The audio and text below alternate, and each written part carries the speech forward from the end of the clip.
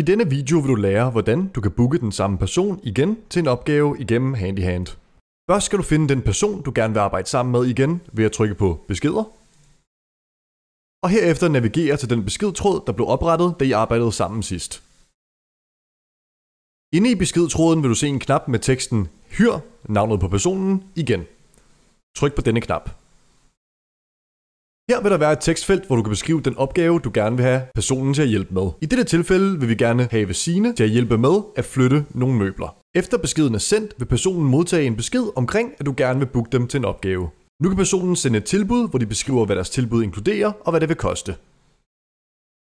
Hvis du vil acceptere tilbuddet, trykker du på Se tilbud, Acceptere bud, og herefter fungerer kommunikation og betaling som en normal opgave på Handyhand. Det er vigtigt at huske, at dette er et privat tilbud, og der ikke vil være andre, der kan byde på opgaven.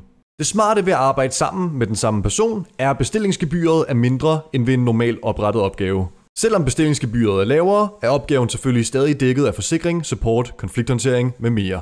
Skulle du have brug for yderligere hjælp, kan du finde svar på vores hjælpeside eller kontakte vores support. Tak fordi du bruger Handyhand.